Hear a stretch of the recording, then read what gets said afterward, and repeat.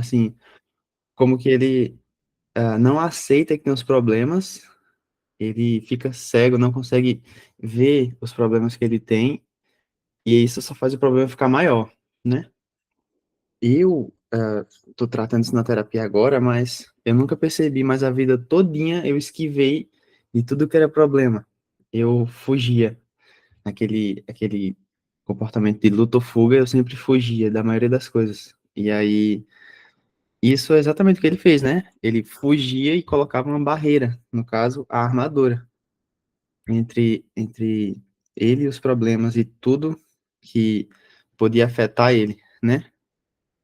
Ah, e aí eu acho que também entra um pouco do que eu aprendi com a professora Lucelena, que são pessoas que elas têm tanto medo de parar para refletir e falar com elas mesmas, que elas se ocupam toda hora, seja pelo caos, seja por alguma atividade.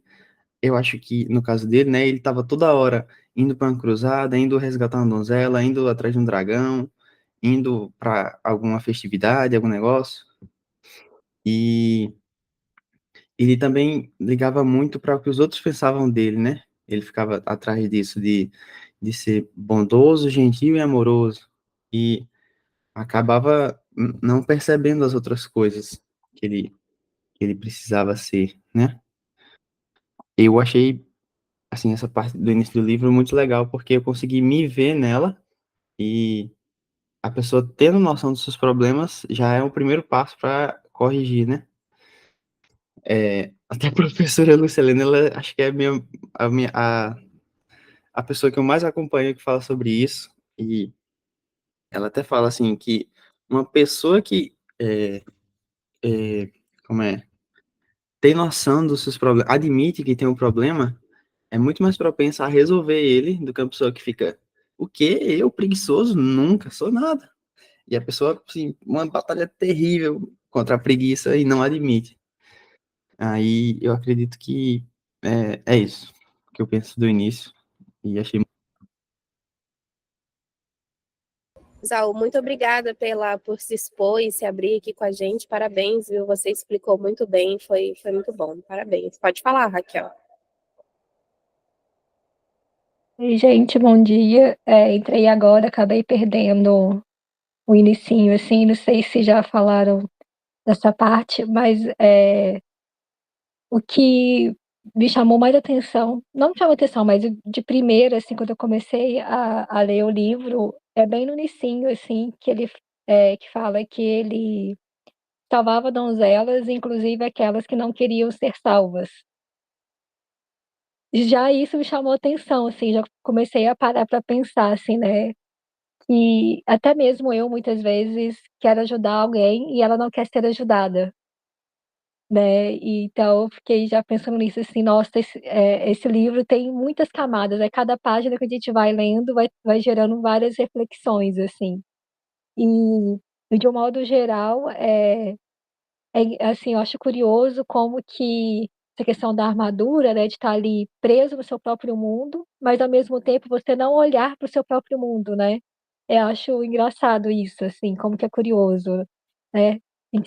Muitas vezes a gente se fecha, né, e ao mesmo tempo a gente não está olhando para aquilo que a gente está se fechando, assim, é meio engraçado, porque já que você está ali no seu mundo, era para você olhar para ele, só que não, é o contrário, né, você se fecha para não olhar para si e olhar para o lado externo e ficar muito ali, deixando sua energia para o lado externo, de querer fazer as coisas que as pessoas esperam e não olhar para si. Acho que o grande da questão do livro é essa, assim, como que parece um paradoxo ali, né. É muito curioso. Muito obrigada, Raquel. Igor, pode falar. Bom dia, gente. Eu sou novo também, é o primeiro clube do livro que eu participo. Eu sou daqui de Belém do Pará, conheci a comunidade de vocês recentemente. E é o primeiro livro que eu tô lendo, né, do Clube do Livro. E assim, para mim ele tem sido uma grande cadeia de insight, porque eu vejo que o livro, ele tem muito simbolismo, né? e o que me chamou mais atenção até então é essa questão da armadura do cavaleiro, né, e esses castelos que ele começa a conhecer. E aí o que eu trago também até de reflexão é esse primeiro castelo, né, que é o Castelo do Silêncio, e aí fazendo um paralelo com a questão da armadura dele, você percebe que esse cavaleiro ele passa por alguns desertos, né, que é alguns problemas da vida, e quando ele passa a conhecer, por exemplo, o esquilo e o pombo, né, chamado Rebeca, e quando eles levam ele, por exemplo, para o primeiro castelo, que é esse castelo aí do Silêncio, a gente percebe que ele não pode entrar com eles, né, ele tem que entrar sozinho, e aí traz até uma reflexão de que vai ter certas vezes na nossa vida que a gente vai precisar passar por esses desertos, né? Então ele entra sozinho com essa armadura dele e aos poucos, quando ele começa a se dar conta dessa solitude, dessa solidão, ele começa de alguma forma a transparecer esse sofrimento, que eu acho muito interessante quando o autor vai falando que ele vai chorando, né, e aquela armadura ela vai caindo aos pouquinhos. E aí isso traz uma ideia de que o cavaleiro ele não se conhecia de fato. E aí, quando ele entra nesse castelo do silêncio, ele passa a ter que lidar com ele mesmo. E é muito interessante porque entra aí, entre aspas, né, um personagem novo, mas que não é novo, que é o próprio cavaleiro, que ele se apresenta como Sam, né, que é o próprio cavaleiro, que é ele mesmo. E até então ele nunca tinha conhecido ele mesmo. E é nesse castelo do silêncio que ele tem que lidar de frente com ele mesmo. E a gente percebe que essa armadura, conforme os capítulos vão passando, ela vai caindo até que cai completamente. E assim, é um paralelo que eu vejo que é muito interessante, que vai ter certos momentos da vida em que a gente vai precisar ter que lidar com isso sozinho, que a gente não vai poder entrar no castelo com os nossos amigos, com os nossos pais, com nossos familiares, a gente vai precisar lidar com isso de frente. E às vezes é necessário, porque é nesse castelo, por exemplo, do silêncio, que às vezes a gente conhece muito mais a nós mesmos, né? E acho interessante essa descoberta dele mesmo, que tem até um nome, e eu acho interessante essa primeira parte, e aí eu quero falar rapidamente só desse segundo castelo, né, que é esse castelo do conhecimento, que nesse castelo do conhecimento, ele acaba lidando com uma placa que diz assim mesmo para ele, será que você não confundiu necessidade com amor? E aí ele começa a pensar, será que eu amava realmente a minha esposa e o meu filho, ou eu somente precisava deles? Eu acho interessante esse conflito com ele mesmo, dele começar a conhecer os reais sentimentos dele pela esposa, pelo filho, e assim, como eu falei no início, traz muito simbolismo e a gente consegue pensar na nossa vida também de alguma forma mais realista, sabe? Tô achando muito interessante, está sendo uma leitura muito boa. Igor, muito obrigada, seja bem-vindo ao Bem Adaptados. É sempre bom receber pessoas novas aqui. Aos poucos vocês vão se transformando, né, em pessoas que entendem mais ou menos o nosso dialeto da nossa comunidade, a gente vai conseguir se conectar cada vez melhor, mas você já deu o primeiro passo e fico feliz que esse livro te tocou e que você conseguiu tirar bons insights também e compartilhar aqui no grupo, tá? Obrigada, viu? Klinsmann, você é o próximo, pode falar. Eu vou dar um passo atrás do castelo, porque parece que, embora pareça que ele não se conheça, né, e eu acho que tem um pouco disso, talvez ele tenha medo também de aceitar quem ele é, né?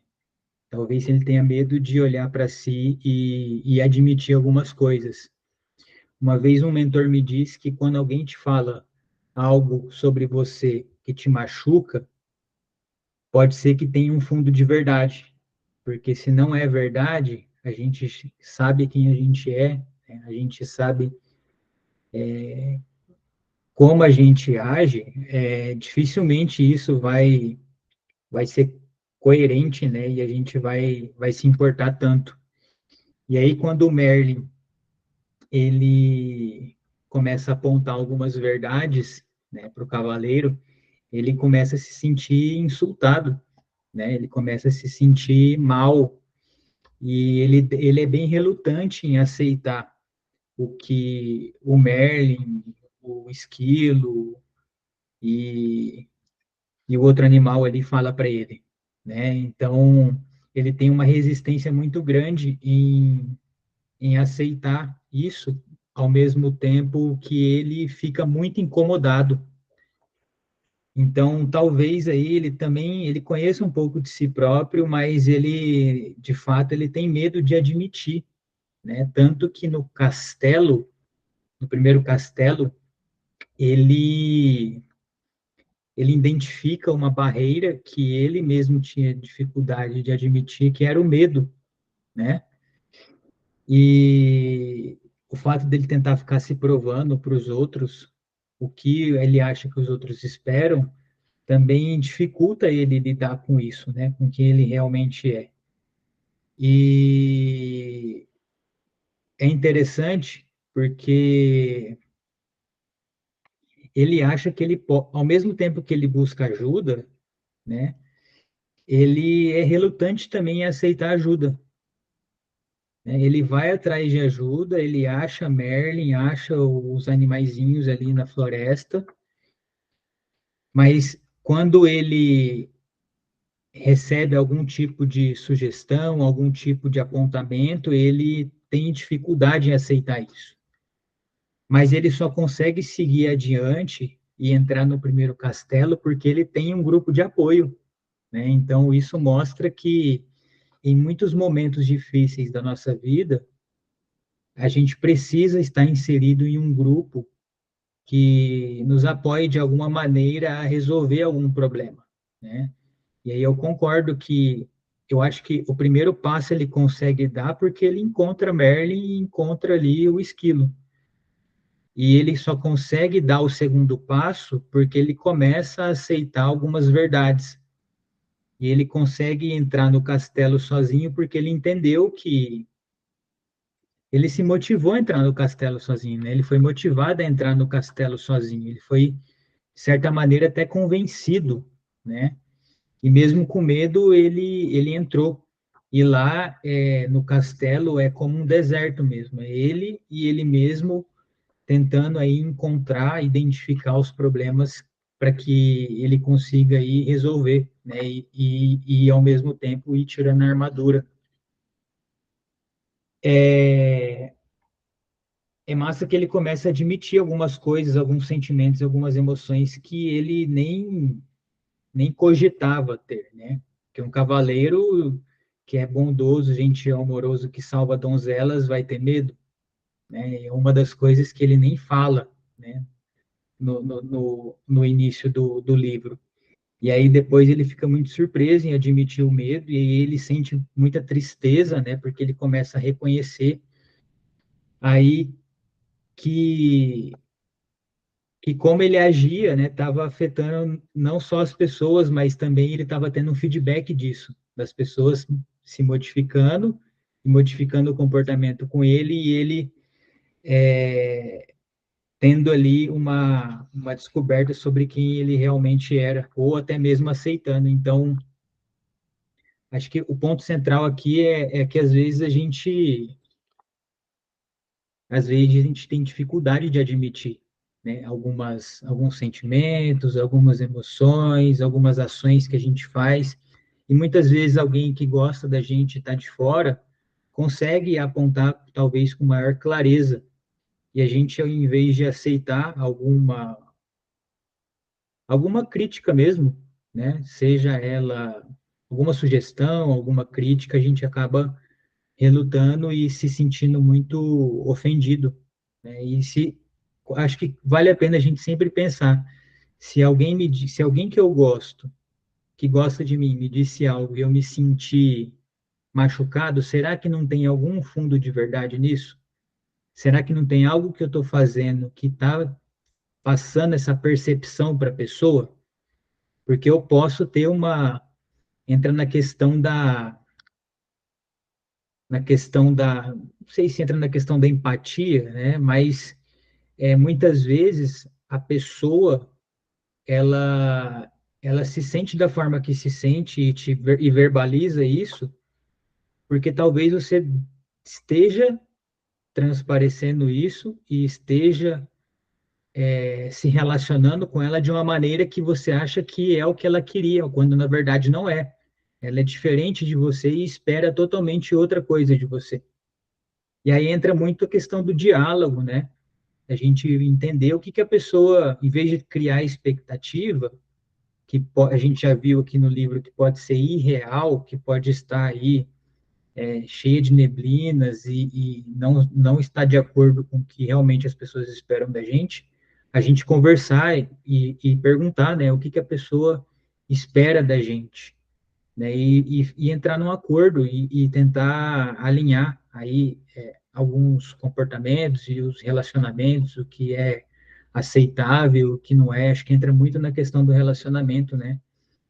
A gente muitas vezes acha que está fazendo bem porque é o que a gente queria que fosse feito pela gente, mas talvez não seja o que a pessoa queria que seja feito para ela, né? Às vezes a gente dá muito e não é isso que vai fazer a outra pessoa se sentir bem. Então, sempre que alguém falar alguma coisa para a gente, acho que vale a pena, e a gente se machucar, vale a pena a gente investigar aí o que pode estar, o que não pode estar de acordo com o que é adequado aí no relacionamento. Obrigada, Klinsmann. Raquel, pode falar.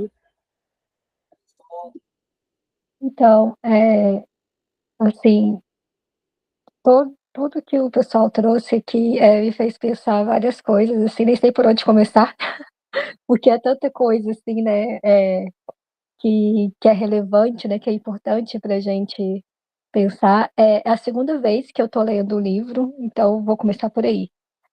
Da primeira vez que eu li foi há uns 5 anos atrás, assim, e foi quando eu comecei a procurar grupos de meditação. Eu comecei por sugestão da minha psicóloga. Eu me identifiquei muito com o livro, porque acho que todo mundo aqui entende, né, que é uma jornada pessoal ali, né, da busca do autoconhecimento. Acho que todo mundo já entendeu isso, assim. E eu comecei a minha busca há uns 10 anos atrás, quando eu procurei ir na psicóloga, assim. E e depois, né, eu ia aprofundando nesse processo, senti a necessidade de começar a meditação, e aí o meu instrutor de mindfulness sugeriu esse livro, assim, sabe. Então, foi muito importante para mim esse livro, porque coincidiu com o momento que eu estava da minha vida, que era nessa busca também pelo autoconhecimento, e o cavaleiro também estava nessa jornada, assim, sabe. Então eu ia lendo o livro e identificando assim: "Gente, eu, né, o cavaleiro sou eu aqui", assim, sabe. Foi uma autoidentificação ali muito forte, assim, sabe. Então, é um livro que me toca muito só de pensar nele, assim, sabe.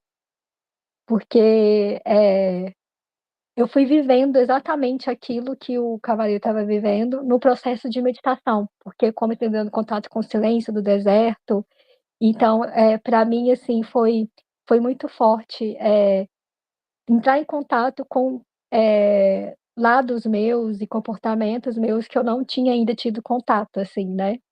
Então, o quanto que esse livro me ajudou, assim, a entender melhor e a externalizar e colocar numa forma mais palpável que eu estava passando, né, através dessa fábula, assim. Então, uma outra coisa que me veio aqui, assim, também, como que é importante essa questão das histórias, assim, né, das fábulas, das metáforas, para o nosso próprio processo, né, de autodesenvolvimento, de autoconhecimento, porque muitas vezes a gente não consegue externalizar e e até mesmo absorver, sedimentar aquilo que a gente está passando e tudo mais, e aí vem uma história, uma metáfora, alguma coisa que uma pessoa externa, vai ali colocar de uma forma mais didática e lúdica, e aí você consegue ter um entendimento, assim, muito maior, né, assim, tipo, e vai dando mais insights, né.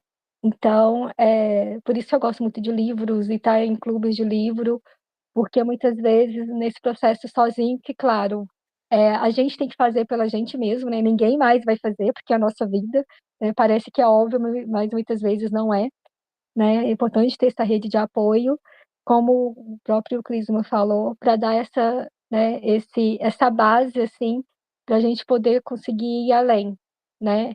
Então, é isso, assim, se eu não tivesse uma rede de apoio da minha família, dos meus amigos, que me ajudaram a não, Raquel, procura um psicólogo, acho que isso vai poder te ajudar e tal, e aí ter um psicólogo ali que foi me ajudando, aquele facilitador, né, para ir desbravando o meu caminho, assim, acho que seria muito mais difícil começar, né, acho que o primeiro passo ali, né, o primeiro degrau é muito mais alto, né, começar ali a jornada é muito mais complicado. E claro, e depois viver a jornada ali, experienciar, já é uma outra história que o livro vai mostrando, assim, como vai ficando cada vez mais, entre aspas, difícil e muito mais aprofundado, né? Então, enfim, assim, eu adoro esse livro. Enfim. Muito obrigada, Raquel. Ana, pode falar. Bom dia, gente. Deixa eu terminar de mastigar aqui. Gente, eu amei demais esse livro. Sério, ele é perfeito. Eu li em um dia. E o que eu mais gostei dele, além de tudo que vocês já colocaram aí na questão do autoconhecimento, foi o castelo do conhecimento em si. Que ele era escuro, totalmente escuro, e o que iluminava com passar quando eles passavam pelo castelo, era o conhecimento que eles iam adquirindo, e o conhecimento iluminava ia iluminando o castelo e o caminho deles. Então, eu achei aquilo genial. E aí eu linkei com uma coisa real, que no caso é a importância de se capacitar, de estudar, de fazer faculdade, porque isso também é uma questão de autoconhecimento, vai muito de você, da sua própria personalidade. Então, deixei aqui meus 2 centavos. Eu fui no Clube do Livro da segunda, e lá eu conversei demais também. Então, eu vou deixar outras pessoas aí colocarem seus próprios pontos importantes. Obrigada. Muito obrigada, viu, Ana, por estar aqui hoje e segunda também. Segunda foi bem legal. E vocês estão me ouvindo bem, pessoal? Para mim deu uma travadinha. Tá ouvindo tudo perfeito. Joia, pode falar, Isaú. Eu tava vendo aqui as frases que eu marquei, encontrei uma na página 35, que eu acho que foi bem logo quando o, o cavaleiro encontrou com o Merlin. E aí ele tava falando e ele tava meio que discutindo e tal. Aí disse, não, eu queria ir embora. Aí o Merlin perguntou pra onde? Ele disse, vou voltar pra Juliet e pra o Christopher. Eles estão sozinhos muito tempo, tem que voltar e cuidar deles. Aí a bomba, né? Agora o Merlin fala, como é que você pode tomar conta deles se não consegue nem tomar conta de si mesmo, né? Caramba, isso aqui é pesado, né? E aí ele continua, né? Dizendo que sente falta deles e quer voltar de qualquer maneira. Aí o Merlin fala, e é exatamente assim que você estará voltando se for voltar com essa armadura, né? E ele fala, não quero esperar até retirar essa armadura, eu quero voltar agora e ser um marido bondoso, gentil e amoroso para Juliet e um ótimo pai para Christopher. E aí o Merlin volta, soltando as bombas, né? Ele disse que voltar para dar de si seria um adorável presente, só que um presente, para ser um presente, tem que ser aceito. Caso contrário, torna-se um obstáculo, né? Isso aqui, acho que como é? Tem a ver até com o que alguém falou aqui no início, não lembro se foi o Igor ou o Klinsmann, sobre aquilo de querer ajudar e a pessoa não querer ser ajudada. Acho que seria a mesma coisa de um presente. Você quer dar um presente, a pessoa não quer, se torna um obstáculo. essa parte aqui, eu fiquei, caramba, isso aqui é muito, sei lá, é algo pra gente refletir. Eu acho que essa parte aqui pegou legal. Seria também, eu acho que como esse negócio de querer ajudar a pessoa não querer ser ajudada, seria mais ou menos igual a professora Lucilena estava falando sobre o Sócrates uma vez. Que assim, o pessoal falou, Sócrates, se você é tão bom, por que que você não convence o pessoal, os políticos, e eles podem se tornar filósofos e governar melhor? Aí o Sócrates falou assim, a minha mãe é a melhor parteira que existe na Grécia toda, né? Mas ela não pode parir alguém que não está grávida, uma mulher que não está grávida. Aí o Sócrates falava tipo isso, que ele não pode mudar a cabeça das pessoas, dos políticos, porque eles não estão grávidos do conhecimento e da vontade de querer mudar. Aí eu penso um pouco, eu faço uma correlação com esse negócio do presente, para ser um presente tem que ser aceito. É isso. Legal, obrigada, viu, Isaú? Ana Ferreira, primeiro. Não, gente, é que eu esqueci de desligar a mãozinha, peraí.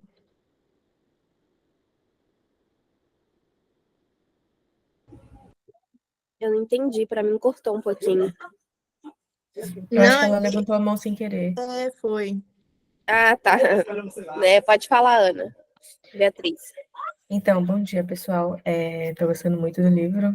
Eu, só pegando um gancho do que o Isaú acabou de falar sobre o fato de o cavaleiro querer voltar, né? Porque querer dar esse presente para a família dele. E como a gente acha que a gente não machuca as pessoas, né? Que a gente tem por perto. Que a gente acha que a gente só faz o bem para elas e a gente acaba fazendo o contrário e a gente não imagina isso. Então, eu achei essa frase do presente também muito importante e marcante. Obrigada, Ana. Pode falar, Igor. Eu só queria fazer uma observação sobre essa questão da armadura e dizer assim, o quanto a gente também tem as nossas armaduras, sabe? Isso me fez refletir no quanto a gente não é esse alecrim dourado, essa pessoa que tá livre de ser alguém assim, sabe? Porque acho que, querendo ou não, ao longo da nossa vida, ao longo das nossas experiências pessoais, a gente vai construindo também algumas armaduras em torno da gente, né? Seja para lidar com relacionamentos amorosos, seja para lidar com filhos, com os pais. De alguma forma, as experiências negativas, elas acabam construindo esse terreno que muitas das vezes pode ser danoso para algumas pessoas que tentam se aproximar da gente, né? E eu acho que o cavaleiro, ele representa muito essa figura, essa pessoa que machucou muitas pessoas sem querer machucar, mas quando na verdade ele se dá conta de que ele se construiu assim, a identidade dele era assim, né? E no quanto isso também faz sentido quando a gente começa a refletir sobre o quanto nós também temos essas armaduras, mas diferente do cavaleiro, era uma armadura física, né? Era externo aos olhos de quem vê. E muitas das nossas armaduras, elas são internas, né?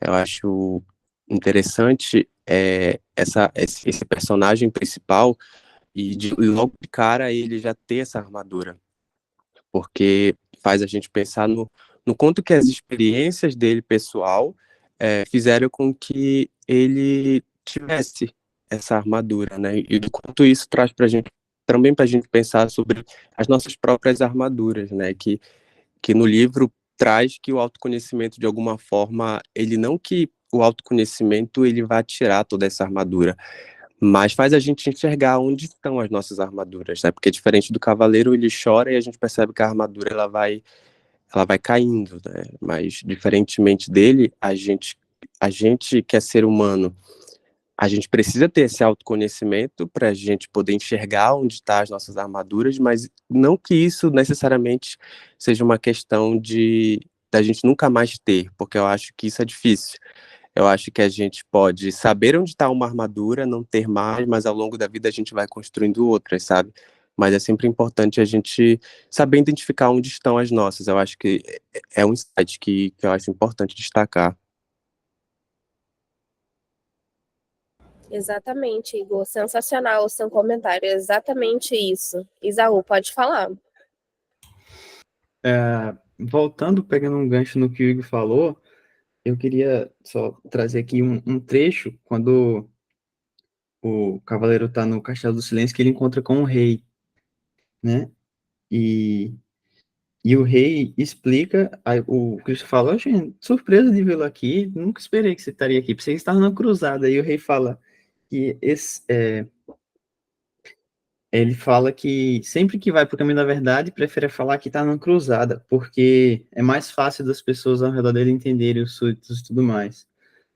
E aí continua, e o rei fala um negócio muito legal, que seria isso, a maioria de nós está aprisionada no interior de uma armadura. E aí o cavaleiro fica em dúvida, gente, como assim? E aí o rei solta outra bomba, que seria, nós levantamos barreiras para proteger quem pensamos ser. Então, um dia ficamos presos atrás dessas barreiras e não conseguimos mais sair, né? Eu me vejo muito, muito, muito aqui, que seria até, assim, a... Como é que chama? Eu- Pelo Wesley eu conheço como lentes, mas pelo termo da psicologia eu esqueci o nome. São as crenças Isso, centrais. isso. Crenças, exatamente, crenças. E elas acabam ficando enraizadas, se pregam de uma forma lá embaixo, vão muito fundo. E para a pessoa tirar isso é um trabalho da pega, porque toda vez, todo dia que você reforça aquilo, é uma camada que aumenta. É uma camada que aumenta. Então, um nível que a raiz vai descendo. E para a pessoa ir tirando, tem que todo dia ir tirando uma camada. E eu acho, assim, me identifico muito com isso. De a gente levanta barreira para proteger quem a gente pensa que é, né? O, o, a gente pensa que não, eu não preciso disso não. E aí você vai e bota mais uma camada. A pessoa vai achando que não precisa de ajuda, que tá bem e tudo mais. Eu me identifiquei muito com isso aqui e queria falar para vocês.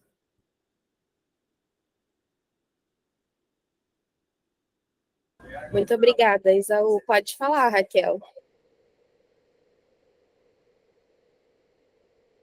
Então, isso que o Igor falou foi exatamente a leitura que eu tive logo quando eu peguei o livro para ler, assim, O Cavaleiro Preso na Armadura. Já logo de cara, assim, já veio essa questão da gente mesmo ir colocando, construindo as nossas próprias armaduras, né? E, e eu achei interessante no capítulo O Caminho da Verdade, no diálogo, um diálogo que ele tem com o Merlin, que ele fala que a armadura se virou um estorvo, né, para ele se livrar dela, que ele não aguenta mais a armadura e comer apenas purê de comida e tal. E só que o que foi o gatilho principal, assim, que ele começou a chorar muito, né? Foi quando o pombo trouxe o bilhete do filho dele e estava em branco, né? E aí o Merlin fala, mas é porque o seu filho não te conhece de verdade para poder escrever. Então foi assim, digamos assim, o gatilho, né? Sim, para ele perceber, nossa, realmente eu preciso de procurar uma forma de me desfazer dessas armaduras, né? E muitas vezes a gente acontece, né? Tem acontecimentos na nossa vida que são muito marcantes e que é o ponto de partida da gente poder começar a mudar e começar a olhar para dentro, né? Para essas camadas que a gente foi construindo muitas vezes sem perceber, né? Então, mais uma vez, assim, mostra como que a nossa própria, a metáfora da nossa própria jornada, né? E, e uma coisa que a Ana trouxe, essa questão de machucar, né? Muitas vezes a gente não percebe, a gente já acha que está dando um presente, mas muitas vezes a gente não está dando um presente, né? Aquela pessoa não está vendo aquilo como um presente, e sim como uma coisa que tá fazendo mal para ela. Isso acho que é um dos maiores desafios dos relacionamentos, né? O próprio Clisman colocou, né? Precisa ter muito diálogo. Mas acho que muitas vezes a nossa própria criação, né? Acho que muitas mulheres aqui que são mães também podem até se identificar muito mais, assim, que eu tenho como exemplo a minha própria mãe, minha avó, minhas tias e tal. Elas têm esse ímpeto de sempre querer ajudar, né? De sempre querer fazer o melhor. Só que é tão automático, né, esse comportamento de querer ajudar e tal, e muitas vezes elas não percebem que a pessoa ali não está pedindo ajuda, não está precisando de ajuda, né? Mas é tão socialmente aceito e esperado que elas façam isso. A mesma coisa do cavaleiro, né? Ele está sempre pronto para poder ali para lutar as batalhas, salvar as donzelas e tal, é isso que espera deles. Então me vem muito essa questão do papel da mulher, da mãe ali, né? De sempre estar ali querendo ajudar, estar pronta para ajudar ali, né? E muitas vezes não é isso, né, que a pessoa está precisando, né? Então, quando a gente vai buscar o nosso próprio autoconhecimento, a gente vai se entendendo, a gente começa a entender o outro também, né? E muitas vezes, até no meu próprio comportamento, assim, eu mudei muito alguns comportamentos, porque antes eu acabava, acho que muita gente acaba fazendo isso também, né? Mas assim, de projetar, né, a forma como eu me via e o comportamento que eu esperava que as pessoas iriam fazer de mim e projetava nos outros, né? E aí, muitas vezes, minhas ações, comportamentos eram inconvenientes, eram ali não muito legais, mas eu achava que era assim, super legal e tal. E aí depois, quando eu fui passando por alguns processos, eu fui vendo, nossa, como que a pessoa se sentiu quando eu fiz aquilo, e eu achava que estava sendo super legal e na verdade não era. E aí agora, muitas vezes, quando eu tenho aquele ímpeto de querer ajudar, de querer falar alguma coisa e tal, eu pergunto à pessoa primeiro: "O que você precisa?", né, "O que você você precisa de alguma ajuda? Qualquer coisa, eu estou aqui", ao invés de automaticamente já ir dando algum conselho, dando alguma sugestão sem a pessoa pedir, né. E foi uma coisa que eu demorei muito, assim, para perceber, assim, sabe, de de muitas vezes querer ajudar, de querer ali ser muito solícita, mas as pessoas não estavam querendo, né, e acabava sendo um obstáculo. E aí fica também uma reflexão para a gente ter, assim, até mesmo para nossa própria autodescoberta, assim, quais são os gatilhos, quais são, os comportamentos ou ações que que façam, que me faz, assim, a querer buscar aprofundar mais naquilo, assim, quais são os gatilhos, assim. Acho que isso diz muito sobre a gente mesmo também. É claro, né, dentro daquele seu limite e dentro daquilo que você vai conseguir fazer, né, mas fica, assim, uma sugestão para a gente fazer esse exercício também. Muito obrigada, Raquel. Klinsmann, pode falar. Eu tive esse insight da Raquel também, e acho muito importante reforçar isso. Demorou muito eu aprender que a ajuda ela nem sempre é bem-vinda, né? Às vezes as pessoas precisam passar por uma situação sozinhas, né? Ou às vezes elas estão tendo a ajuda que precisam e a gente não sabe.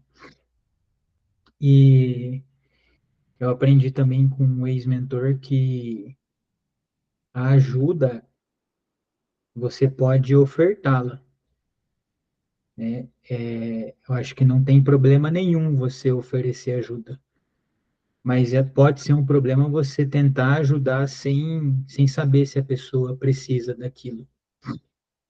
E aí muitas vezes a gente se sente incomodado com alguma situação porque a gente se importa, né, com a outra pessoa. E a gente, com toda boa intenção, a gente quer ajudar de alguma maneira, né? Só que isso pode não necessariamente ser uma ajuda para outra pessoa, o que a gente está pensando que deve ser feito.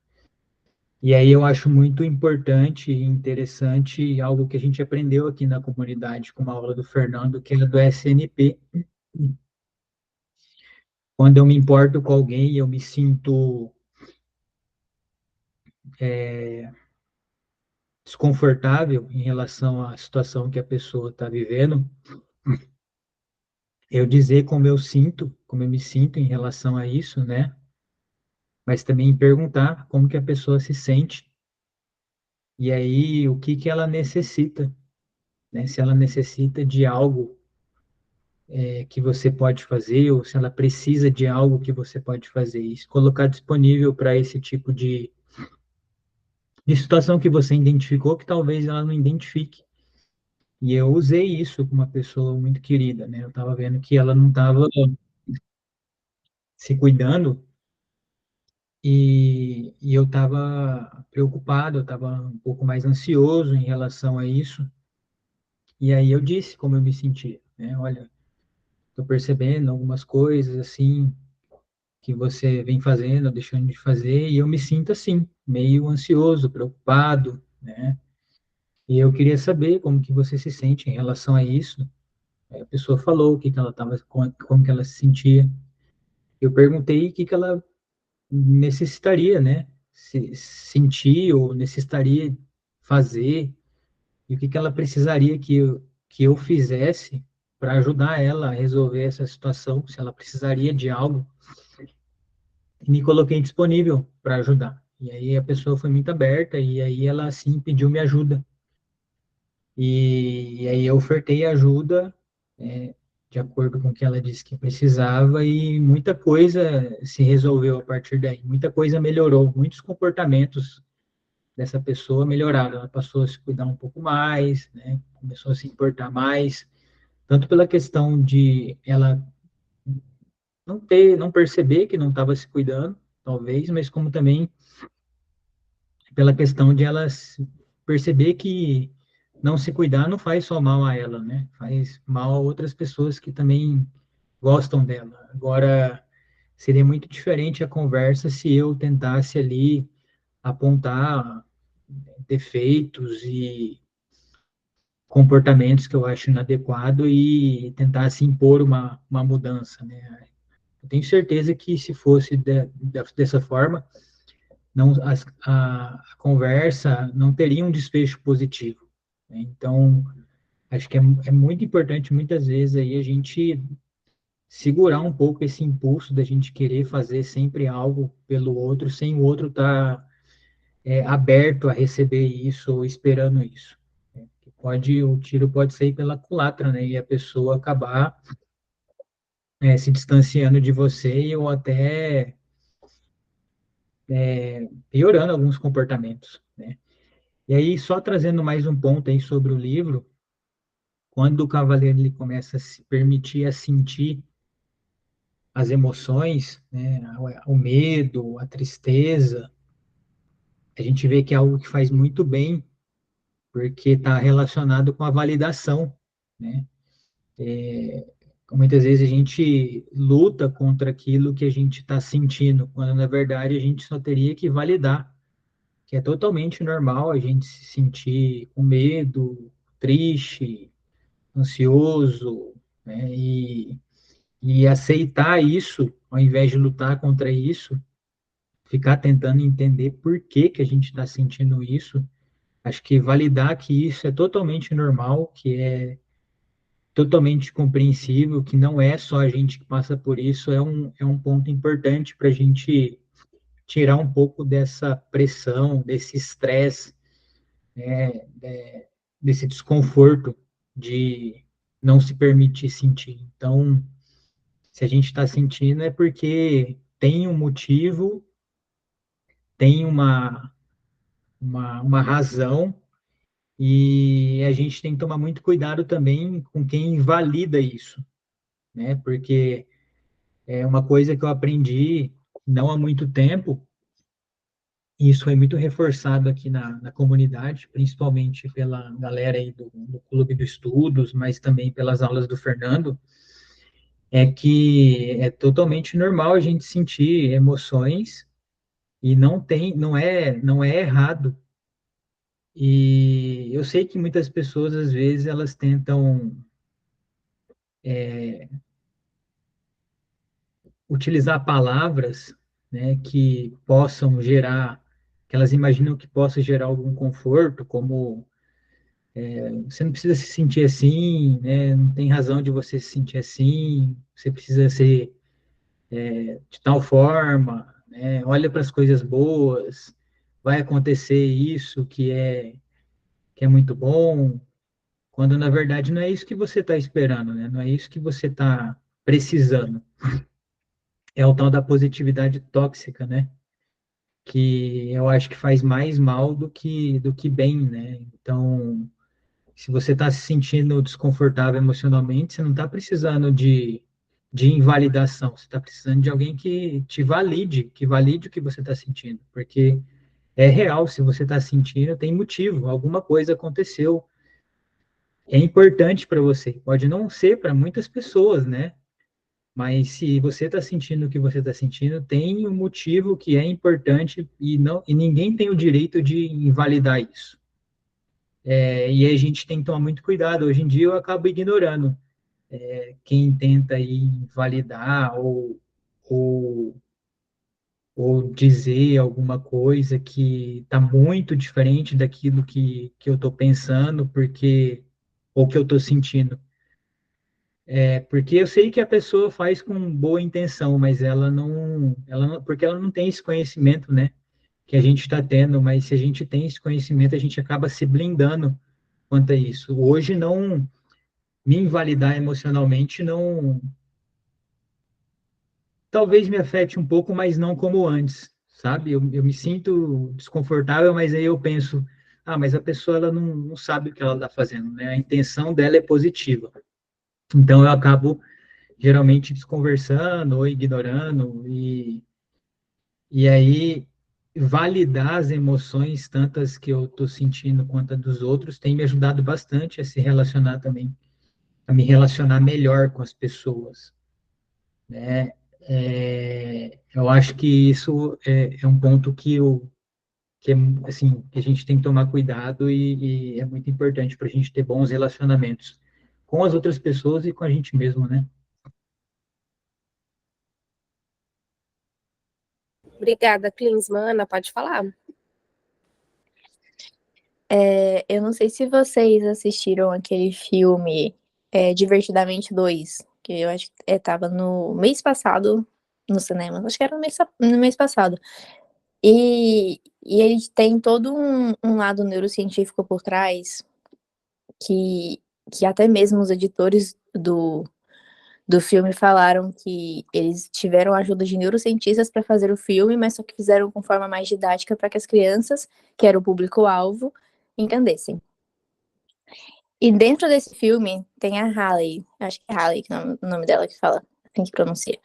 E aí, dentro do filme, da cabeça dela, no sentido, eles colocam que as crenças centrais dela ficam bem enraizadas e tudo mais.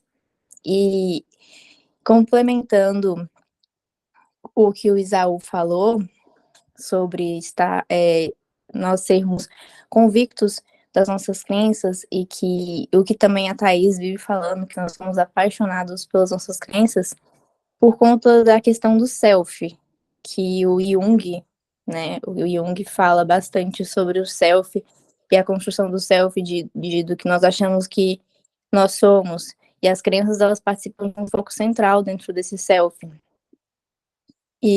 Mas a partir do momento que você questiona as suas crenças, ou algumas delas, e você vai adquirindo um conhecimento e vendo que algumas delas não são mais parte do seu self que está sendo construído, as armaduras vão caindo, e junto com elas as lágrimas, e esse processo acontece muito durante o final da adolescência para a idade adulta, porque você vai vendo o mundo como ele realmente é, e não o mundo como estava dentro da sua cabeça, um mundo que era um pouco fantasioso, imitativo, e as crenças vão sendo reorganizadas, e a sua questão de self vai sendo reorganizada também, reconstruída. E as crenças vão mudando conforme o conhecimento que vão sendo adquiridos. E as armaduras vão caindo e outras vão sendo construídas, assim como Isaú, eu acho que foi o Isaú que falou, que sempre vamos ter armaduras porque elas nos protegem de certas situações. E as crenças, elas sempre vão existir e acredito que elas nunca serão as mesmas dentro da nossa cabeça. Porque tanto as nossas experiências, tantas coisas que nós vamos passando, vão modificando essas crenças. E isso não significa, dependendo do que você passa, que isso vai ser ruim ou bom. Significa apenas que é uma constante construção. E essa construção dói.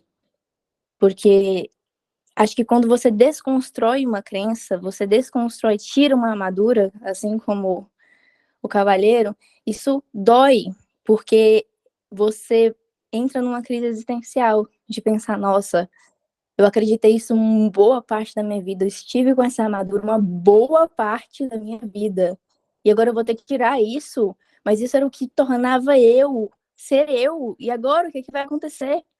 Então dá medo, né? Por isso que tem o castelo da vontade, da ousadia, que ele sente medo por conta do dragão, não sei o quê. Era isso, gente. Muito obrigada, Ana. Johanna, pode falar. Conforme vocês foram falando, eu fui anotando algumas coisas, porque no começo da ligação minha cabeça ainda não estava formando nenhuma frase.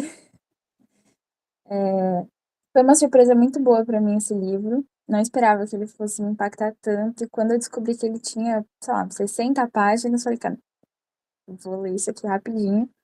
E não li rapidinho, não consegui, porque era uma página e eu precisava parar, porque eu não, sabe, absorver. Enfim, eu anotei algumas coisas conforme vocês foram falando, e a primeira coisa que eu queria falar era sobre o que essa armadura significa para mim. E até agora, eu não cheguei a nenhuma conclusão única, porque ela pode ser muita coisa, né, se a gente tentar trazer para nossa vida. E o que ela pode ser para mim, nesse momento da vida, né, porque talvez daqui a alguns anos ela seja outra coisa, é muito trabalho. Então, não, eu tô numa fase, inclusive, de finalizar a graduação e pensar nas possibilidades de especialização, residência, enfim. E ele consome minha vida, meu tempo. Não, e eu sou isso, e eu tenho que ser assim, e esse é meu. Não, calma, eu vou trabalhar, e no fim das contas, eu tô me distraindo, sabe? Enfim. Aí eu pensei na armadura como uma proteção entre o meio externo, que é a vida, e o que a gente quer manter por dentro. Como uma membrana plasmática. A diferença é que a membrana é semipermeável e a armadura não. Então a gente não troca com o meio. E era exatamente isso que a gente deveria fazer, trocar com o meio, conforme, claro, a nossa sabedoria. Mas ele fez o contrário, né? E eu sinto que às vezes a minha armadura faz isso comigo também. Me isola do meio e me torna ainda mais frágil, ainda mais fraca. Enfim, esse era o primeiro raciocínio, né? O que que essa armadura significa para mim? E tem sido ainda difícil de dizer. Eu acho que com os próximos dias talvez fique ainda mais fácil. E ao longo do que vocês foram falando, uma frase que eu li há alguns anos atrás, como martelando na minha cabeça, eu nunca esqueci essa frase, porque ela encaixa em vários momentos da vida. Que é: nós vemos as coisas como nós somos e não como elas são. E eu imediatamente penso em algumas aulas de filosofia. Graças a Deus eu tive um professor muito engraçado, então tenho essas cartas na manga para usar quando eu preciso. Que Descartes falava que nós não podemos confiar nos nossos sentidos porque eles nos enganam. Tecnicamente isso, assim, a grossíssimo modo. Aí a gente pode problematizar esse negócio de nossos sentidos nos enganam, né? Porque na verdade o que nos engana é a nossa perspectiva, que foi construída ao longo do tempo. Porque as coisas são como elas são. Mas elas entram por nós como nós somos. Enfim, tentei fazer um paralelo. Mas Descartes também falava. Aí ele, coitado, deve ter entrado numa crise existencial, né? Que penso, logo existo. Então, a única forma da gente ter certeza de que a gente tá aqui é a gente tendo uma autoconsciência. Porque, ainda que a gente duvide de tudo, da vida, da existência, do que a gente tá vendo, a gente não pode duvidar do pensamento, porque é ele que tá dando forma a tudo. Enfim, mesmo que essa ligação não exista, ou, enfim, seja uma maquinação do universo, não importa, eu tô pensando. E o cavaleiro, quando, acho que foi o Igor que falou a primeira vez do Sam, no Castelo do Silêncio, pela primeira vez, ele experimenta uma autoconsciência, porque até então ele estava se distraindo, né? Mais uma vez eu volto naquela questão da armadura ser uma proteção que te isola, que te torna frágil, apesar de você achar que ela tá, de alguma forma, te corrigindo, né? A armadura... Quem veste uma armadura espera ser ferido, né? Enfim. Pela primeira vez, ele entrou em contato com a própria autoconsciência e viveu, basicamente, né? Tanto é que ele se assustou, ele ficou, meu, quem é você? De onde você tá vindo? Só porque ele deixou de se distrair, né? O silêncio meio que tem esse poder, né? De você focar no aqui e no agora. Enfim, essa era a reflexão que eu queria trazer. E por fim, só para fechar todos esses pontos que eu deixei meio soltos, tudo se resume um pouco, ou tudo, ao medo de ser rejeitado, porque no fim das contas ele tinha medo de ficar sozinho, né? De aceitar quem ele é e não ser o suficiente. É basicamente o que muitas das crenças centrais, acho que quase todas elas se aliam nessa perspectiva do medo da rejeição, em algum momento. A do desamor, a do desvalor, elas têm isso em comum. E a armadura era uma forma dele não, pelo menos não bater de frente, porque assim, tava ali o medo. Talvez ele até conhecesse, assim, remotamente, num terceiro, quarto plano da cabeça dele. Mas ela era a única coisa que afastava ele da dor. Enfim, é o que eu consegui elaborar até agora. Muito bom, Johanna. Eu anotei aqui uma pergunta para te fazer. Você disse a questão da armadura, que ela te protege, né?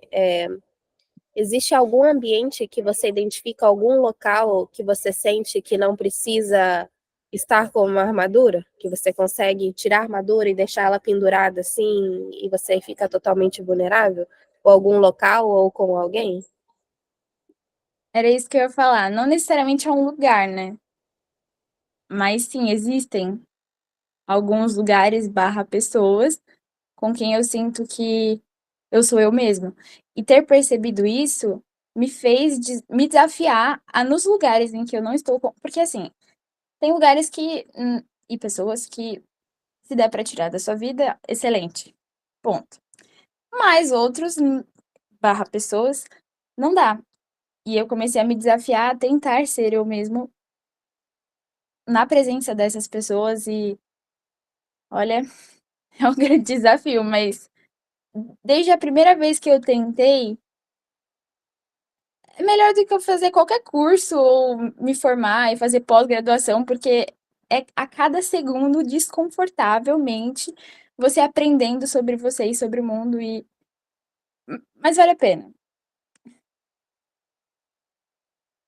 Muito legal, muito legal. Pessoal, eu anotei algumas coisas aqui. Acho que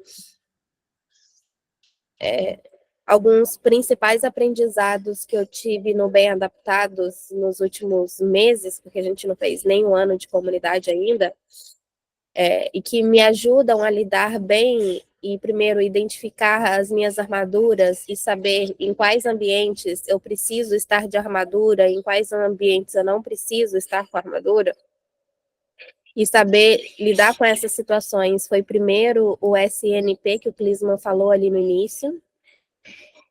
Não sei se todo mundo conhece, mas é uma técnica que a gente consegue identificar o que sentimos em alguma situação desconfortável e comunicar o que sentimos, o que necessitamos e o que precisamos para uma outra pessoa. A comunidade começou em dezembro, Ana. Em dezembro.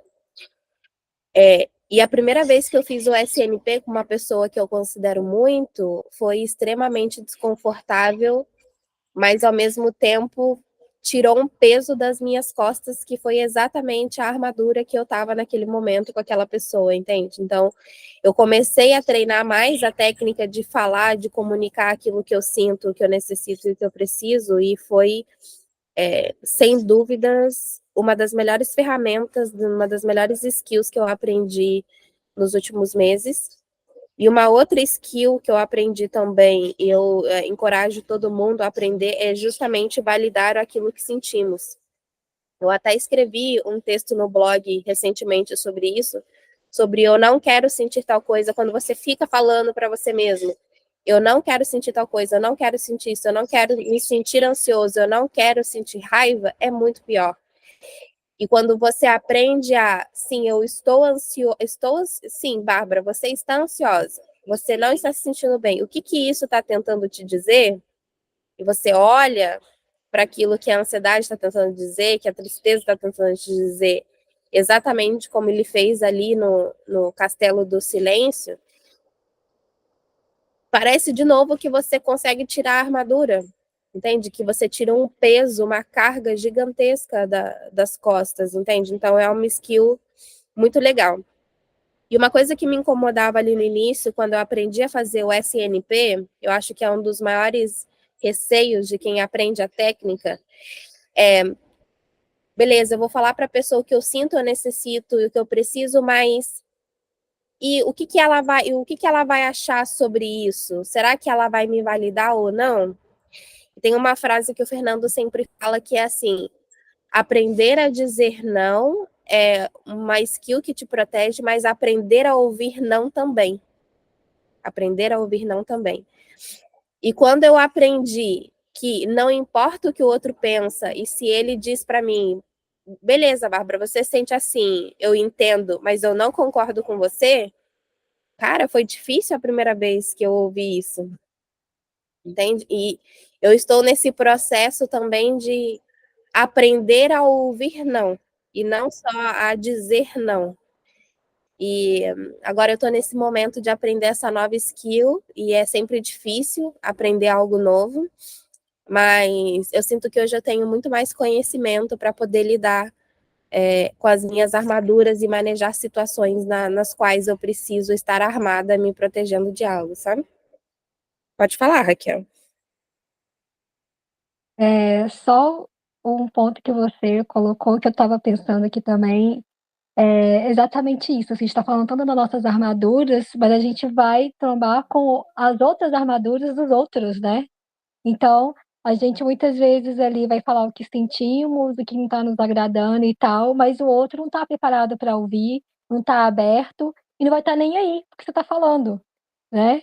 E aí, lidar com isso realmente é um desafio enorme. E aí uma sugestão também, assim, que eu gostaria de dar, tanto para essa questão da validação, né, do que a gente está sentindo, e quando a gente faz isso, realmente o que o outro está pensando, está fazendo, vai ser menos importante, não que não vai nos afetar sempre, né, porque somos seres humanos, e muitas vezes, quando a gente vai falar com o outro que a gente está sentindo, são pessoas que importam para a gente, né. Então a gente muitas vezes vai buscar essa validação do outro mesmo. Só que muita gente não vai ter, né? Nossa expectativa ali está além ali, aquém do que a pessoa pode nos oferecer, né? Então, o que me ajudou muito, assim, fica uma dica, são práticas de autocompaixão. Acho que a gente pode encontrar no YouTube e tem livros também que ajudam a gente a reconhecer as emoções, tem exercícios lá para a gente poder aprender a identificar, né, primeiro, né, as emoções e reconhecer e a gente se validar, né? Porque muitas vezes a gente não vai encontrar validação externa nenhuma, né? Mas como a gente está se autovalidando, né, já tira um peso enorme, assim, né? Então, é só complementar a fala da Bárbara. Muito obrigada, Raquel. Ana, pode falar? Não, eu só queria fazer um adendo que isso de ser difícil aceitar ou não das pessoas entra muito na questão da gente criar expectativas, né? Igual foi falado no livro, de que os animais na história eles são meio que superiores porque eles não criam expectativas, eles só aceitam o que é dito para eles, né? E deu até um exemplo sobre o coelho, né? De que ele não espera o sol aparecer no outro dia para fazer as coisas dele, né? Ele vai fazer do mesmo jeito. Então ele não cria expectativas, ele só aceita o que acontece e não deixa de fazer as coisas dele durante o dia. Exatamente, essa parte é muito legal também. Pessoal, mais alguma coisa que vocês anotaram? Como que vocês estão se sentindo com relação a todas essas colocações? Pode falar, Johanna. Só uma lembrança, nessa semana na faculdade a gente está rodando vários setores e tendo que trabalhar com pessoas diferentes o tempo todo. E é sempre um desafio, porque é um trabalho novo e uma equipe nova, o que é muito interessante, né? E eu tenho tido várias conversas com os meus colegas que, pela primeira vez, estão tendo seus primeiros confrontos, digamos.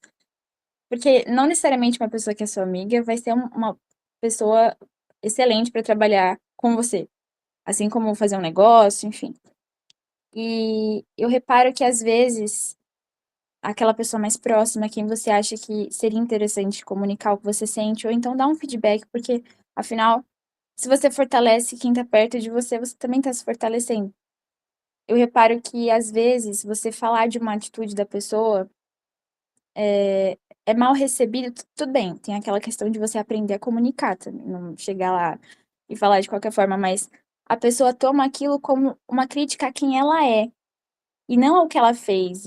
Por exemplo, eu friamente falo de como ela, friamente no sentido de ser direta, né? Eu falo de como ela, enfim, segurou uma garrafa, mas ela entende como uma crítica a ela e ao que ela aprendeu e a quem ela é, e não a ação, sabe?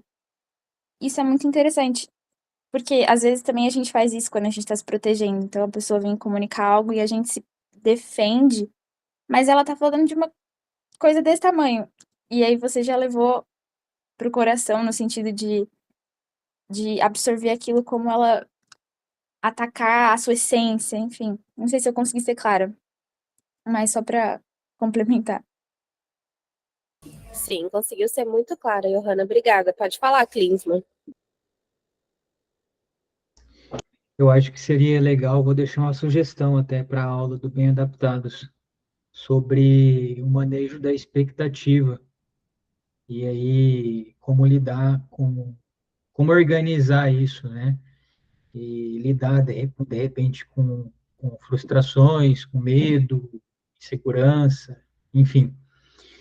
Mas uma maneira que eu aprendi, eu, por um tempo, eu tentei meio que eliminar as expectativas, né? Tentar destruir as expectativas, mas eu acho que não sei se é impossível, mas eu acho que é muito difícil a gente não criar expectativas sobre os nossos comportamentos, e eu acho que é mais fácil a gente aprender a não criar expectativas sobre o comportamento dos outros. Pelo menos a minha dificuldade tem mais relação com o que eu espero. E o que eu aprendi? Aquilo que. Porque a expectativa sobre os comportamentos, eles nos deixam mais ansiosos, né? Em relação ao resultado. Mas se a gente organiza as possibilidades, né? Que é aquilo que eu espero, aquilo que é provável de acontecer, aquilo que inesperado de acontecer, porque pode acontecer algo totalmente inesperado, e aquilo que é improvável de acontecer, quando a gente faz esses levantamentos, pelo menos a ansiedade ela diminui um pouco, né? Quando você consegue fazer o levantamento de cada um desses pilares em relação ao que você faz. E aí o resultado, quando ele não sai como você gostaria, pelo menos ele já estava, de certa forma, mapeado, né? Só que, mesmo assim, é muito difícil fazer esse tipo de exercício, né? Tem muitas coisas que a gente deseja muito e a gente espera que aconteça, né? Que acaba meio que até descendo aí, a gente acaba até tendo uma barreira que nos impede de ver outras possibilidades das ações que a gente faz, do comportamento que a gente faz para ter aquilo que a gente espera. A expectativa ela tem a sua função, né? Acho, com certeza, né? Mas lidar com ela e com o resultado eu vejo que é uma coisa que é muito difícil, né? Quando não sai como esperado. Então, acho que muita gente pode aí sofrer com expectativas de, de várias maneiras, né? no emagrecimento, por exemplo, se não, é uma das principais barreiras que impede uma pessoa de ver a sua mudança em comportamentos quando ela está muito focalizada no resultado estético da balança ou no resultado das suas, também no resultado das suas ações, mas na aderência ao planejamento alimentar. Geralmente chega comigo muita gente com uma expectativa de não desviar do planejamento alimentar e emagrecer muito em pouco tempo. E aí, um das nossas funções como nutricionista, né, é fazer esse alinhamento da expectativa com o paciente. É uma das coisas mais difíceis que tem de fazer numa consulta, porque a pessoa, quando chega numa consulta, ela está muito motivada, ela está querendo muito e ela está muito confiante, né, que vai conseguir. Só que o histórico mostra que não é o que ela espera que aconteça nunca aconteceu antes. E muitas vezes ela não percebe que o comportamento que ela espera que ela vai ter dali para frente e os resultados, eles não estão de acordo com as habilidades que ela possui. E aí a pessoa, às vezes a gente, ou as pessoas, a gente deposita muita confiança na motivação que a gente está sentindo. A gente acha que essa motivação, ela é a nossa capacidade de executar algumas coisas, quando na verdade a motivação, eu acho que, lógico, ela é totalmente importante e a gente precisa mantê-la durante qualquer processo de mudança de comportamento, né? Só que ela não é o ponto principal. Sem motivação não há mudança, mas ela não é o ponto principal, porque existem outras habilidades que a gente precisa aprender e uma delas é o manejo da expectativa e como lidar com as frustrações. Quando a gente não consegue agir de acordo com o que a gente esperava que a gente agiria, ou quando a gente não consegue ter o resultado que a gente gostaria de ter tido, né? E aí, a frustração, acho que é a maior, depois da expectativa, é a maior barreira que tem no processo de mudança, porque dói, né? Machuca, e é o que leva à desmotivação. E aí, frustrações repetidas levam à crença de incapacidade e geralmente a desistência de qualquer projeto, né? Então, acho que uma aula sobre esse tema aí, sobre esses pontos, seria muito, muito legal. Pode deixar, Clinsman, já anotei aqui, vou conversar com o Fernando sobre isso. Realmente é um tema muito legal para a gente ter como aula lá na comunidade. Obrigada, viu? Raquel, pode falar? Só complementando o que vocês vêm falando, o Klinsmann deu exemplo, assim, excelente, assim, e aí eu vou até trazer para a minha própria realidade também, é uma coisa que eu trabalho muito com a minha psicóloga, e aí eu tenho como se fosse um gatilho, assim, uma frase, expectativas realistas. Quando eu já começo a fazer planejamentos muito altos, inalcançáveis, e começar uma coisa muito mirabolante, eu já paro, peraí, expectativas realistas, calma, vamos ver como está a realidade, vamos planejar ali de acordo com o que vou conseguir fazer e tudo mais. Isso passa muito pelo autoconhecimento, né? Lá vai eu de novo falando, né, sobre autoconhecimento, como que é importante a gente se conhecer. E aí, dando só 2 exemplos rapidinho, assim, essa semana eu participei de um congresso e eu tenho uma doença autoimune que está ativa, e aí eu tenho dores e fadiga e tal. Então, na hora de planejar as palestras que eu fui fazer, assim, né, na hora que eu olhei a programação, veio aquele primeiro pensamento, eu quero fazer tudo, eu vou ficar lá os 4 dias inteiros e tal. Eu não, peraí, eu não vou conseguir ficar os 4 dias inteiros, porque isso vai, né, vai tá além do que eu consigo fazer, e eu vou ficar frustrada se eu começar a marcar um monte de coisa. Então, eu comecei a levar isso enquanto a hora de planejar, e aí foi muito legal que eu, né, montei ali, fiz aquilo que eu consegui fazer, e eu fiquei muito feliz, assim, nossa, beleza, eu consegui tive uma leitura muito bacana do que eu conseguia iria fazer e consegui cumprir aquilo. próprio Crisma falou ali, né? Não tive uma frustração. Mas eu inconscientemente criei expectativas sobre outras coisas com relação ao congresso. E aí sim eu fiquei frustrada. E aí depois eu fiz esse exercício na quinta-feira, quando o congresso acabou, porque eu estava com aquele sentimento de frustração. E aí eu comecei a pensar ali, ter uma autoanálise, assim, foi aqui que eu tive uma expectativa além da realidade, né, e tal. E aí nisso consegui lidar e tudo mais. Mas isso foi depois de muito trabalho da terapia, né, com a psicóloga, autoconhecimento e tal.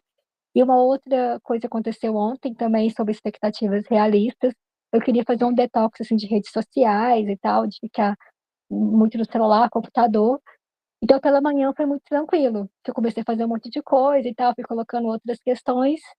Mas aí depois chegou no período assim, depois do almoço, eu acabei pegando o celular, e aí opa, peraí, não era pra eu ter pego. E tal, mas peraí, eu coloquei uma expectativa além, que era ficar o dia inteiro sem pegar no celular e tal. Só que era uma expectativa muito além. Pra quem fica o tempo todo no celular, ficar o dia inteiro era um salto enorme, né? Então, aí, de novo, aquele exercício, peraí, eu já fui, né, uma coisa muito além do que eu conseguiria alcançar. Então, eu vou tentando fazer esse exercício para tudo, assim, que eu me proponho a fazer. E com relação às pessoas também, expectativas realistas com o comportamento do outro também. Porque muitas vezes a gente espera muito da outra pessoa, principalmente quando a gente tem um vínculo muito forte, né, tem uma importância muito grande para a gente acaba criando umas expectativas muito grandes. Só que aquela pessoa não está pronta para aquilo, ela não é daquele jeito e tudo mais. Então, eu também começo a fazer toda essa autoanálise, assim, com relação ao que o outro também tá fazendo, assim, sabe?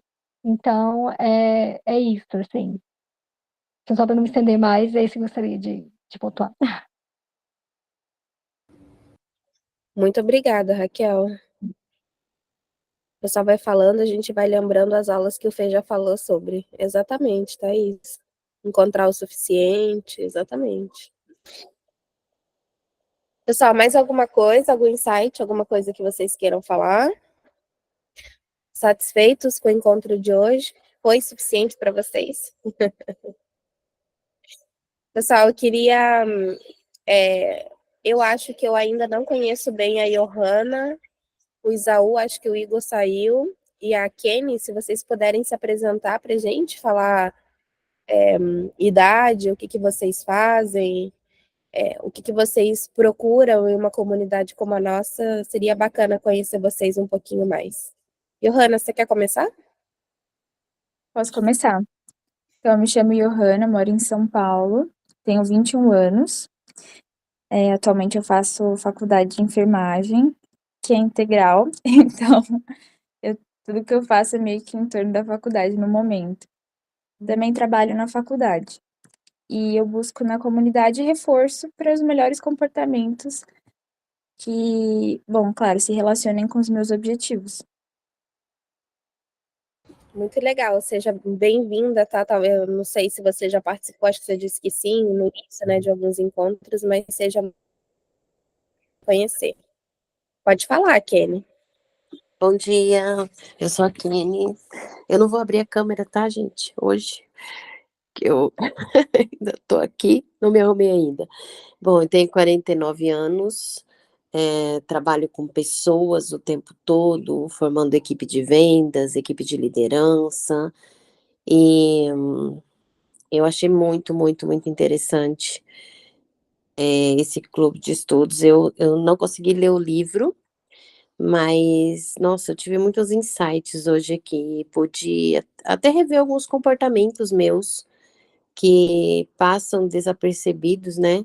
Então, achei muito interessante. Muitas das vezes o jeito, até a personalidade, né? O jeito de se impor com o que a gente pensa, às vezes, ou muitas vezes, a gente pensa que tem a receita para o outro, né? Para ajudar o outro, e não é bem assim. Então, eu quero agradecer o convite do Klinsmann, né? Meu nutricionista, né? Meu filho. Então, eu quero agradecer o convite dele e dizer que eu gostei demais, demais mesmo, que tô aqui. E vou ler o livro, gente, hoje. Vou ler o livro. Gostei muito, muito. Obrigada, viu? Muito Obrigada, Bárbara. obrigada, Kenny. Seja bem-vinda, viu? Obrigada. Isaú? Então, pessoal, eu já participei de um clube do livro do Comporte-se, só que foi bem no início, acho que foi sobre o segundo ou terceiro capítulo. Eu participei de um sem ter o livro e depois acabei nunca mais participando. Mas dessa vez eu decidi mudar. E estou pensando em entrar no do Rápido e Devagar, né? Eu me chamo Isaú, eu tenho 22 anos, eu moro no interior da Bahia, no extremo norte, numa cidade chamada Paulo Afonso. Eu sou desenvolvedor de aplicativos, né? E eu estou aí nessa busca de conhecimentos, de melhorar os meus relacionamentos, estou buscando virtudes, e acredito que a comunidade aqui me ajuda demais nisso. É muito bom. Você tem que montar o seu ambiente, né? Você tem que fazer o seu microambiente, senão você tem que controlar o ambiente, senão ele te controla. E acredito que seja isso. Eu achei muito legal o Clube do Livro hoje e espero poder criar esse hábito de estar sempre com vocês, juntos de vocês, tanto ou segunda, ou domingo, ou sábado, mas é isso. Muito legal, pessoal. Muito legal poder conhecer vocês um pouco mais. Rapidamente, antes da gente encerrar, o Bem Adaptados é uma comunidade que tem 5 pilares principais, são os nossos temas de pano de fundo de tudo que a gente fala, que são alimentação saudável, exercício físico, sono de qualidade, manejo do estresse e suporte social. Tá?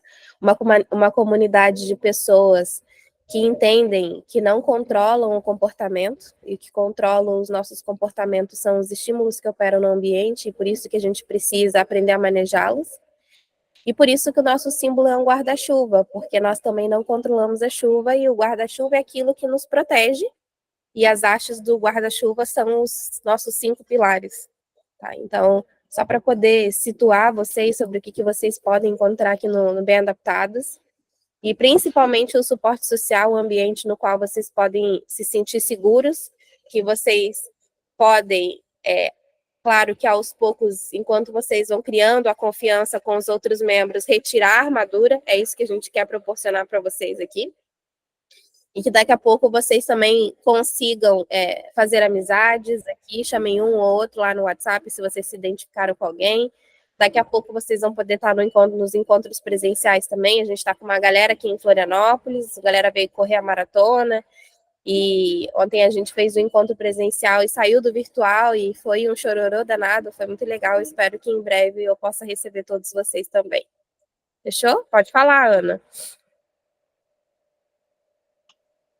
Eu tô com uma dúvida. Eu queria saber quais são os livros que vocês já leram aqui. Eu sei que o Comporte-se foi, agora o Cavaleiro Preso na Armadura. Foram só esses dois até agora? Foram só esses dois até agora. A comunidade, ela surgiu em dezembro, e a gente acho que começou com o livro em janeiro, se não me engano. E, bom, mas o Comporte-se é enorme, né? Tem 800 páginas, então a gente demorou muitos encontros até a gente conseguir terminar o Comporte-se. Agora a gente vai ler o Cavaleiro Preso na Armadura e o próximo é o Rápido e Devagar. Não tem data ainda, tá, pessoal? Mas eu vou compartilhando com vocês lá no grupo geral.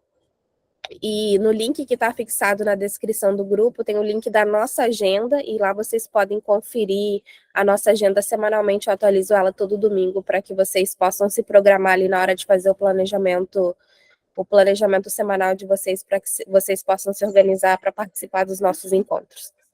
Tá bom? Pessoal, muito obrigada pelo tempo de vocês, a disponibilidade, os insights, por terem lido o livro, por ter participado, por ter se exposto aqui, tá? Clisma, quer falar alguma coisa?